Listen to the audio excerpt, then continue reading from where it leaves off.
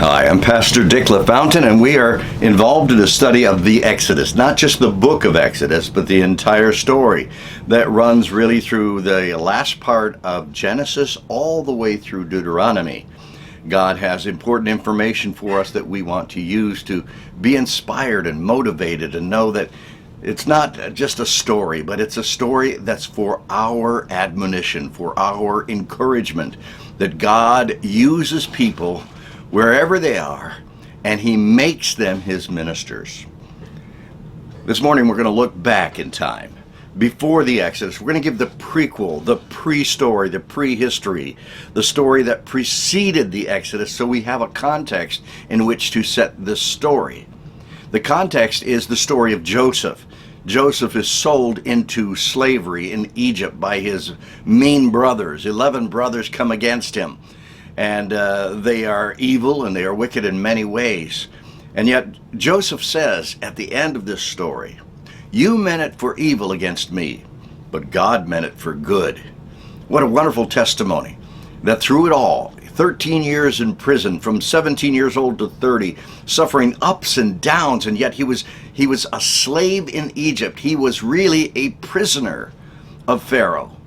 And then we see how he escaped from that prison through the hand of God and through a dream that he was able to interpret, and became the second to the emperor. He became the second hand of Pharaoh. And Pharaoh said, "Not one thing will happen in this kingdom except by your word." What a powerful story. And it sets the scene for the Exodus. For they were in Egypt 430 years.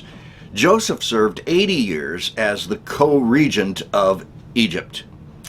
But the people of Israel stayed there and became slaves for 430 years. Imagine that. That's about the amount of time that the Mayflower came to the Americas until today. 430 years. That's a long time. We want to look at this and see some of the physical and tangible archaeological evidence that shows that Joseph indeed was in Egypt all of this time. And there are remarkable proofs that show that Joseph was in Egypt and the people of Israel were in Egypt for 430 years. I hope you'll enjoy this study. I have enjoyed it immensely. I've done lots and lots of research, many books that were read, many articles and arguments for and against. And we want you to get a part of this so that you can give a reasonable answer. Scripture tells us that we need to be able to do that. We need to be able to answer those who question the hope that's within us. And in our colleges and universities, our kids are being taught that the Exodus never took place at all, that Joseph was a figment of imagination, that the Jews just made up this story to make themselves more important.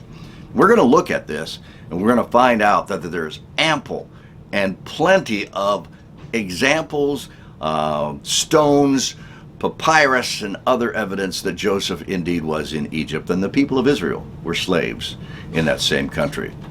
I hope you enjoy this with us as much as I have enjoyed studying it. God bless you today.